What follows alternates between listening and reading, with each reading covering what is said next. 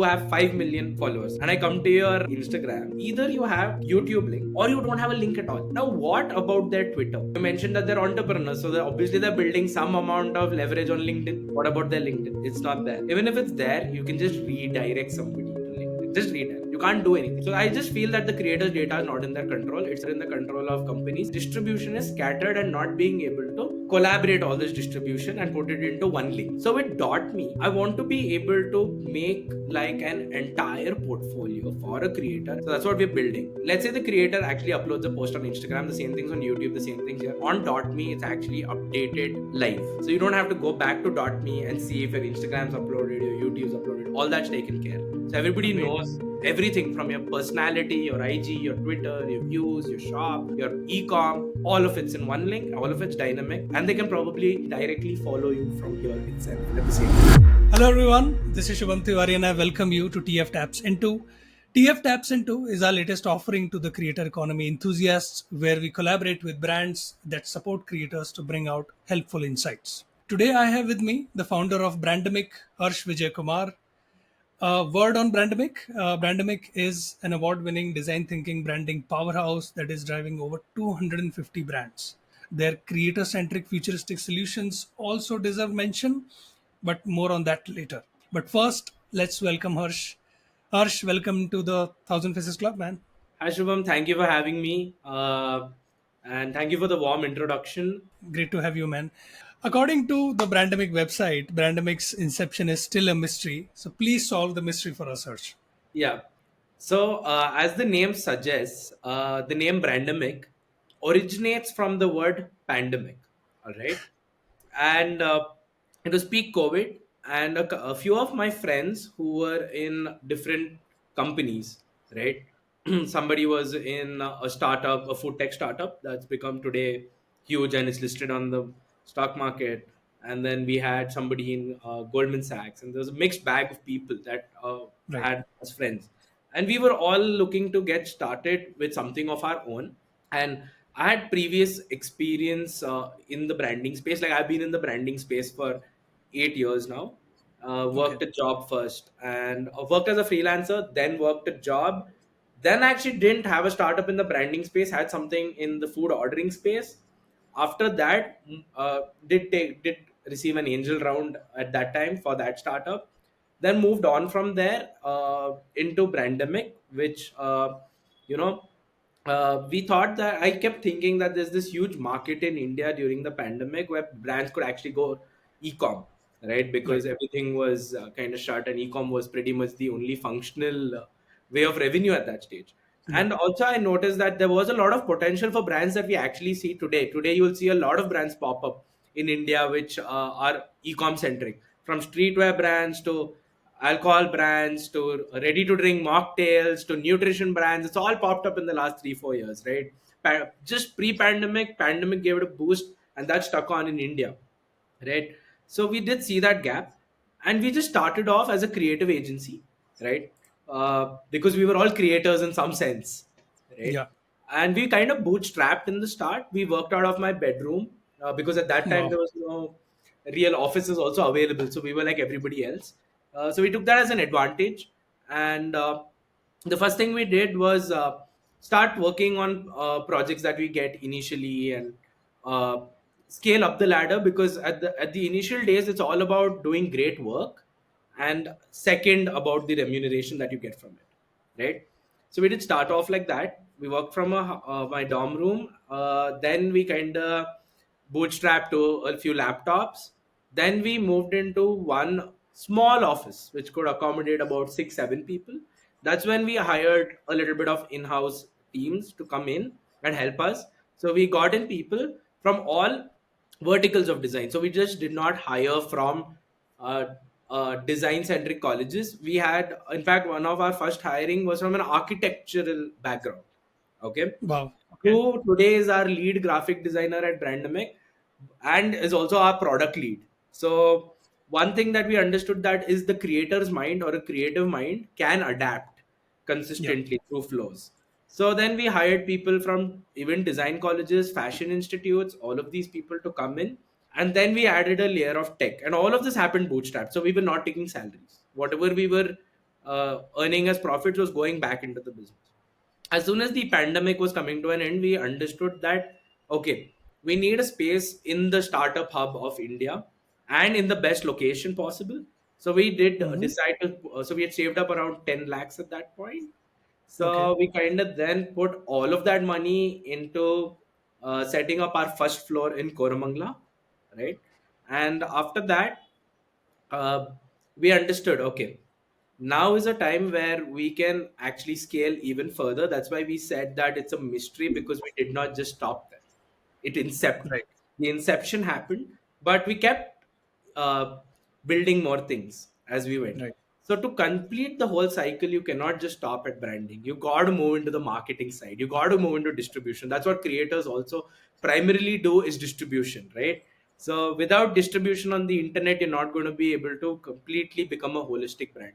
So then Yeah. we did have this next goal, which was to set up a in-house studio, right, Okay. with camera equipment, so that we could then start shooting ads, right. Yeah. Now Yeah. again, that needed a hiring drill. Now we're still Yeah. bootstrapping. We did get offers from some angels to actually come in and invest, because they said Right. we've invested our portfolio basket across very high risk startups, and angels kind of wanted to balance it, so they did come to us. But we said actually we are revenue positive, and our Excel sheets were kind of telling us okay, now we actually don't need money, we can become profitable, Right. and extremely profitable. So we did do that.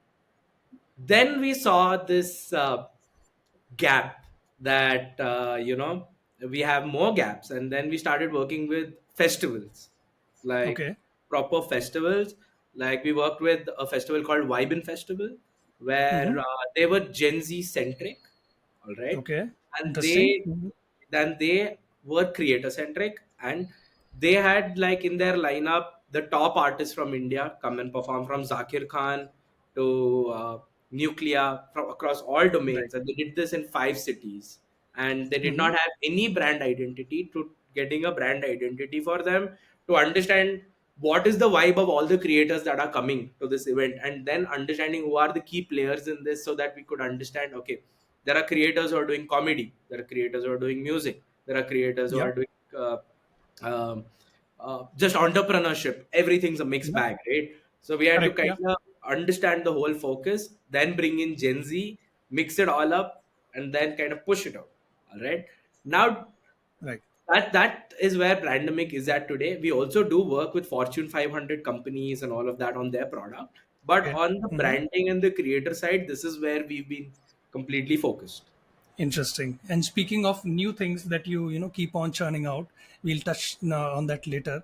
But first, tell us, what all services do you provide? You talked about, your clientele, like you have clients in Fortune 500 companies. You're providing support to creators. What Yeah. kind of services you're giving to these people? Yeah. So for creators, right, the services that we provide actually comes from this brand that we have launched called Think Limitless under the Brandemic umbrella. All right. Okay. So the Think Limitless company actually is a merchandise brand, is a streetwear brand, and we have our own collection also. But Okay. for the festival, like the Vibin Festival wanted merchandise that could be sold at the festival. Now we kind of designed the entire merchandise for them. We created a website just for merchandise, so that people could actually pre-book this merchandise and come to the stalls there and buy it, right. And there is this gap of sourcing also that happens in between, which we filled, right. Now as a creator, you are already having reels to put out. You probably, if you are in the stage between 300 to 600K followers, then you are also having a job probably to support yourself at that stage, and you also Yeah. have a lot of content that you're pushing out, right. Brand collaborations to take care of. Yeah. Brand collaborations to take care of, Yeah. right? And nobody's really getting innovative with the brand collaborations. Everybody's just going in that Interesting. structured Yeah. form, Yeah. right?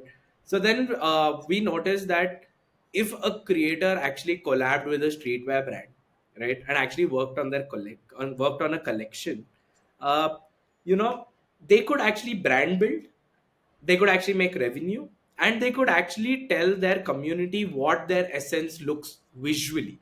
If you're Right. not designing something visually and always just talking, we actually don't know what the creator's real vibe is, right. Like you Okay. will actually know the vibe of a creator when you actually wear something of his or purchase something of his. Yeah. Is right now just collabs with other brands, but also today with Think Limitless, we are kind of providing creators the opportunity to create their own brand when it comes to merchandise, with the services of Right. designing the merchandise, sourcing it, product testing it, getting your website up, and we'll also give you a dedicated team at the same time to actually work on you with your ad campaigns, because that's another way Wow. of. Are you saying in a way that when a creator has his vibe set in, let's say with the help of Brandemic, do they get better brand collaborations? Do brands know them better? Like, oh, this is the vibe of this creator. Oh, 100%, 100%. Because now I'll give you an example, right? Yeah, Uh, please. Yeah. let's talk about the West, right? Okay. Yeah. Let's go to the West and let's pick up a creator's name. Let's probably pick up Conor McGregor. Yeah. Let's Yeah. pick up Conor Go ahead. McGregor. He's like the star of UFC and whatever, Yeah. right? He launched three brands under his. One is called McGregor Fast. One is called Proper 12, which is the whiskey brand, right? Okay. And he's also promoting another fighting brand under his small umbrella.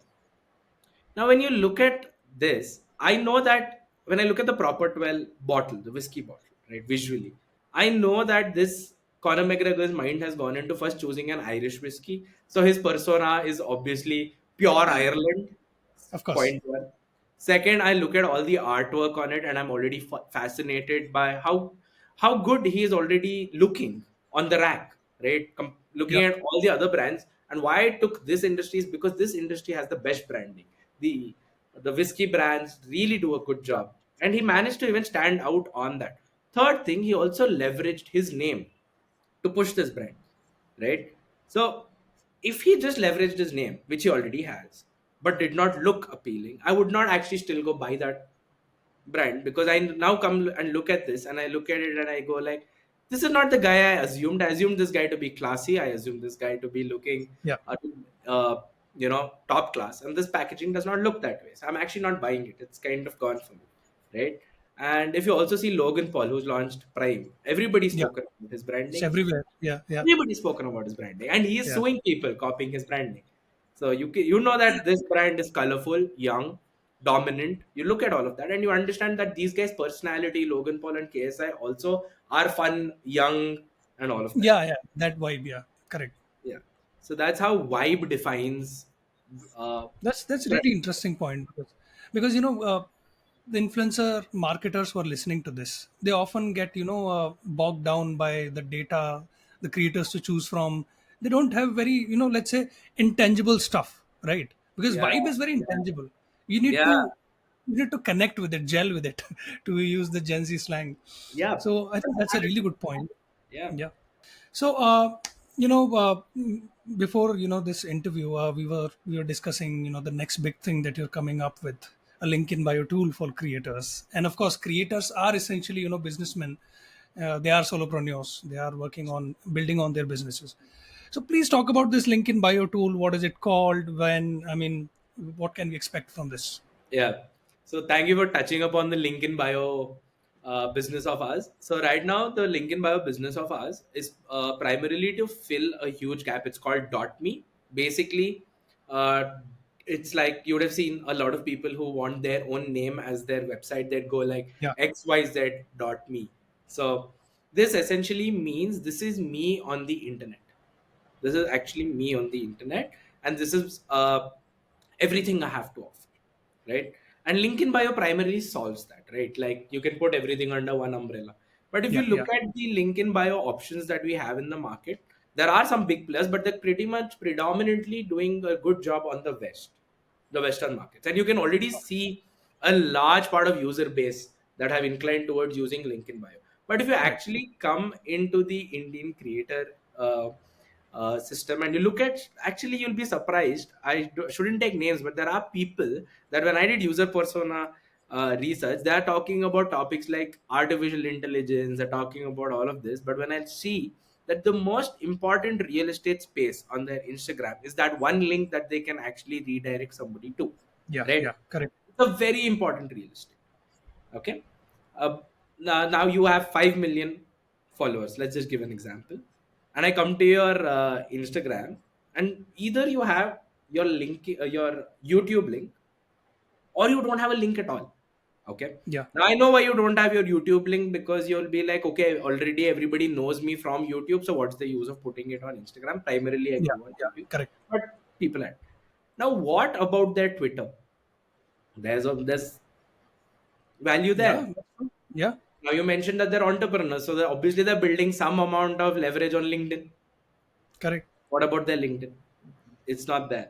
Even if it's there, you can just redirect somebody to LinkedIn. Just redirect. You can't do anything more than that, can you? Now I'll talk about the business aspects of that link.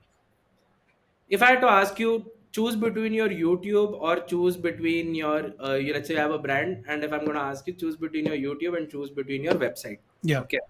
Okay. That's a very difficult question there, because you'll be like, no, YouTube's also revenue for me. Now I have a brand Yeah. collaboration also. Now which link do I put? That's true. YouTube brand collab? Do I put my link? So you'll be like, no, let's put Linktree now, right? Yeah. Let's put in Linktree, some brand, some link in bio. Okay, now I'm redirected me as a user. I'm redirected now from your IG to something else completely. I did not, True. and then I'm not coming back here. Now I saw Yeah. that. What am I going to do? I'm redirected. I'm no longer on this platform. So this is a complete break. I did not come back and check a second link out or a third link out.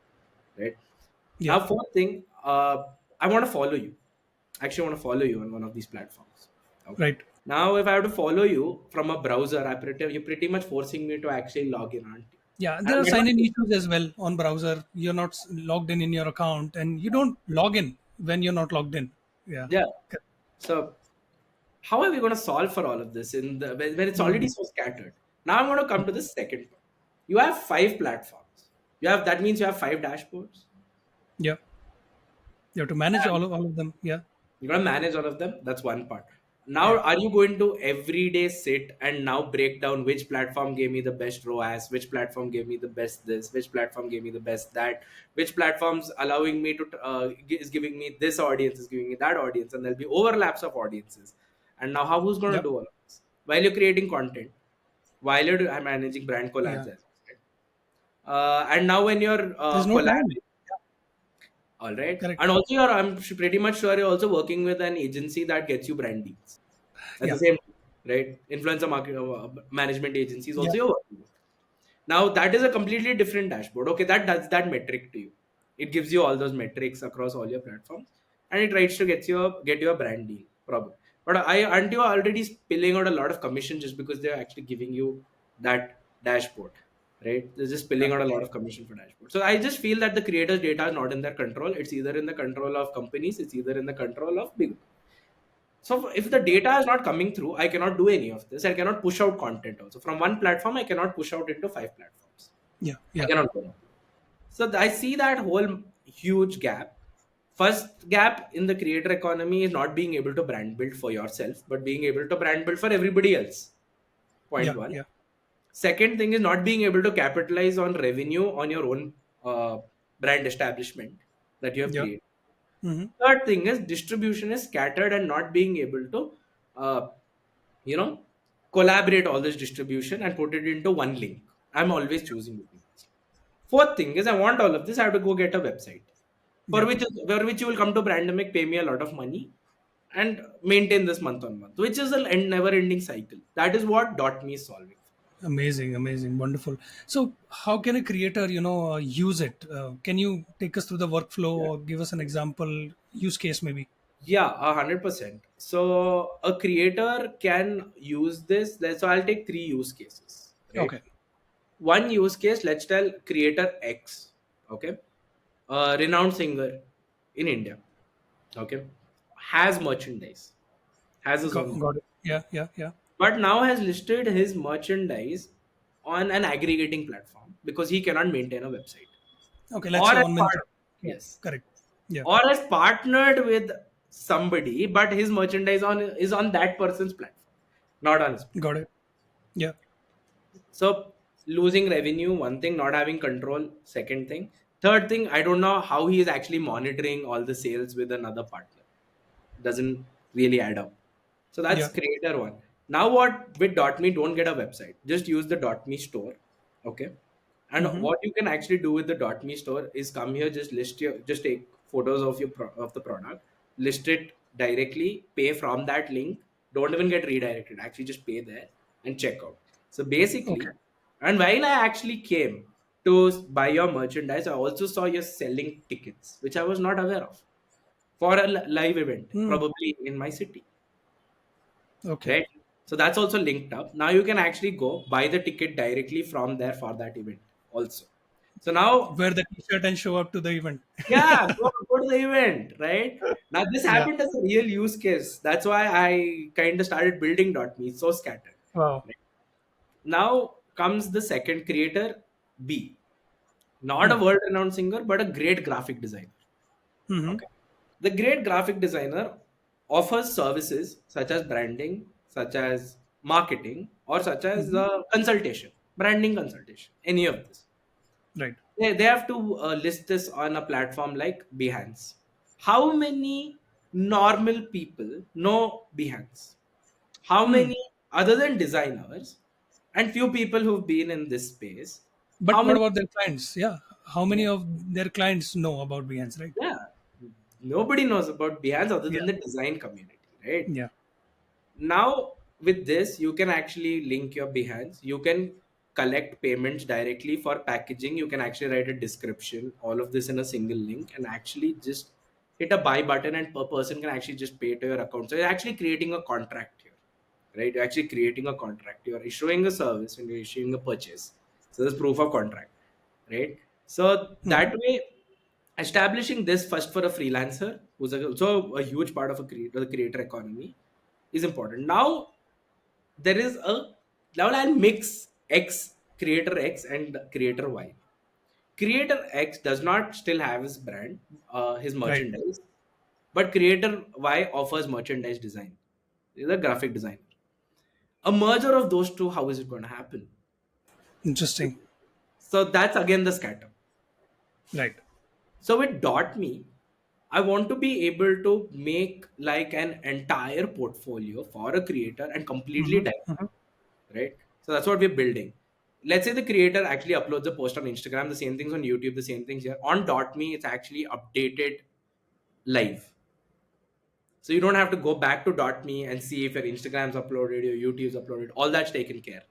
You just keep Wow. uploading on Instagram, and .me actually just keeps pushing this on the front. So everybody Amazing. knows everything from your personality, your IG, your Twitter, your views, your shop, your e-com. All of it's in one link. All of it's dynamic, and they can probably, if they work on that last step, probably directly follow you from here itself at the same time. Amazing. Amazing. Naturally, my question at this point is, when is it going to get go live? When can we see .me live? Okay, so good question. We are about 30 to 40 days away from getting the product live, but you Okay. can actually, so I'll just share my screen, right? Yeah. Yeah. Please. And you can actually, if you're interested in getting early access, you can actually just come to the .me website. Let me just refresh that. Yeah, you can come to the .me website and you can learn a lot more about our product from here. As you can see, all of your platforms in one place. Your card is your shop. Let your fandom know you better. Also, yeah, basically you can also tell people how you're feeling today, what's your mood today, all of this on the .me link. Okay. It's Mm-hmm. very easy to customize because with Brandemic we are really good with our UI UX, and that's what we've proved consistently. So the UI Yeah. UX is something that is going to be astonishing. You can give Of course, it's fans coming from direct, the designers. Yeah. you can give your fans direct access to your event links as mentioned.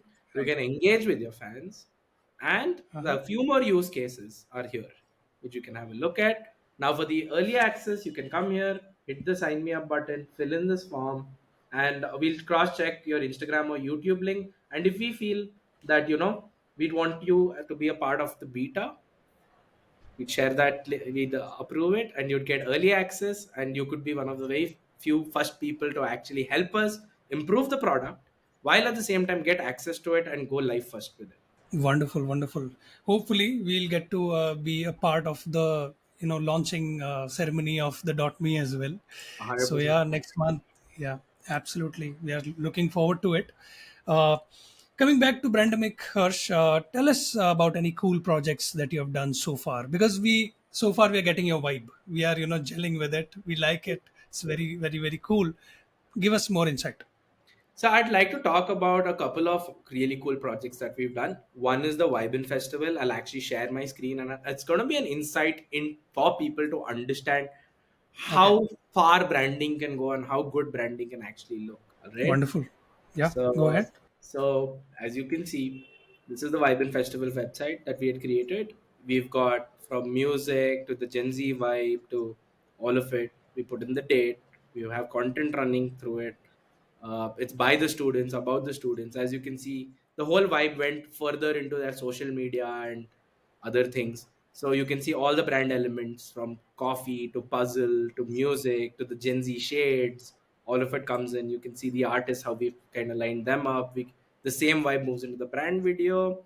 As you can see, I spoke about the merchandise that we created for them. You can see all the merchandise, and you could have picked it up if the festival was still live. Right. And so this is made by passion buyers. And Mm-hmm.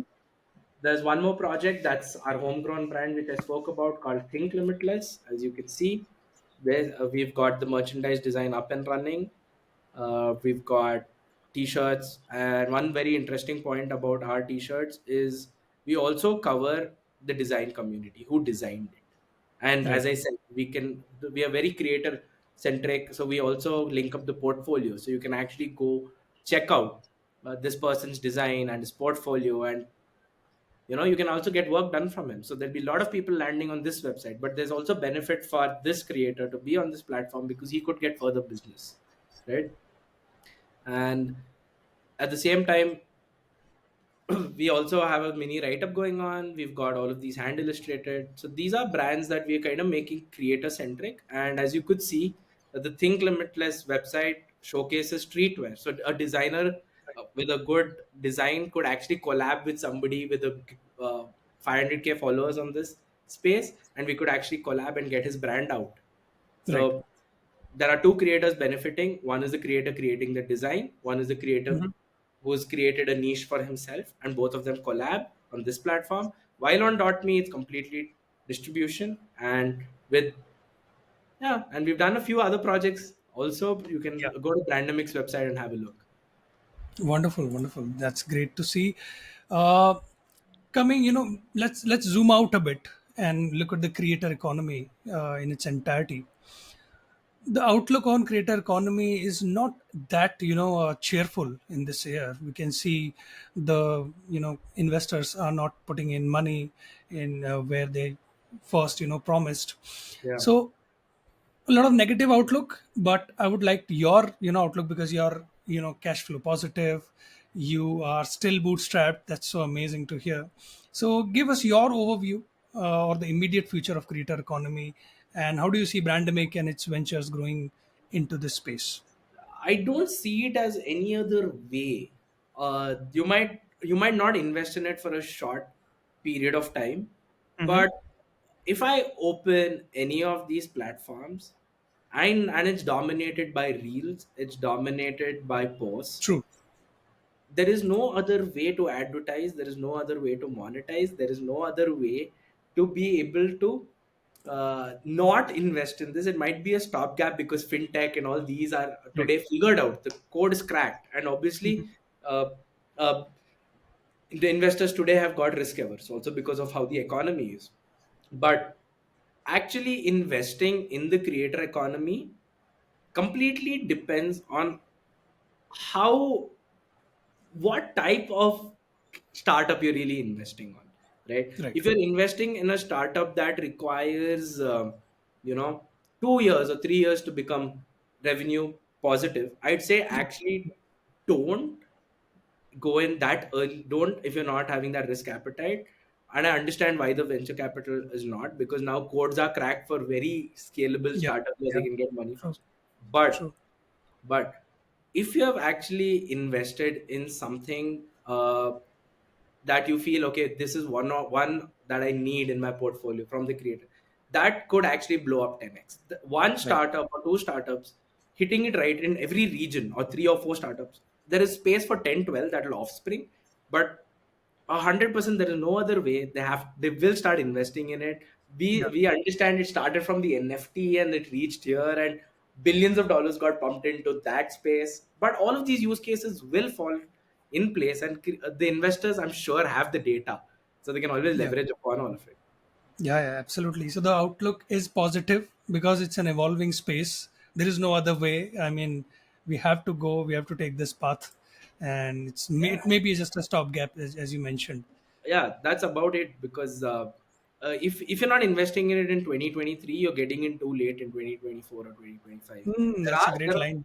Yeah, I'm pretty sure about it, because of the fact that if you're able to invest in something that's giving you leverage of people who have 15 million, 18 million also, followers also, right? You're investing in something of high reach and high value.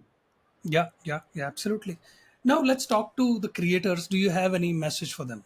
Yeah, so I've been everybody who's a graphic designer, or who's been into the whole design space, or even in the tech space or anything, grew up on watching creators. Now we understand that in India the creators came in a little late. We all started following creators from the West, and we have Western favorite content Yeah, yeah, creators. But I'm very amazed with how fast the whole Indian creator ecosystem really grew over the last 3 4 years. It's been amazing to watch. uh, I'm also heard in podcasts where the West has a lot of interest in the creator economy in India. In fact, some of the most relevant podcast in the world. There was a shot that I saw where it said that, you know, not a lot of people know Virat Kohli, but Virat Kohli has 220 million or yeah. 230 million That's followers, true. and Yeah, that's top five. That's top five of the market, and most there are. followed people. Yeah, yeah, Yeah, yeah. And if you look at his pattern also, he leveraged on his brand with a brand partnership with Puma, and today has done great for himself with a brand yeah, partnership. So he's done it the right way. So you can actually learn from him on a lower scale. If you're at 1 million, 1.5 million, go out there and get your brand out. Don't just be creating content consistently, because ad revenue is not everything. How much will these platforms actually give you as revenue? How yeah, many collaborations are you going to? Today, collaborations is a war.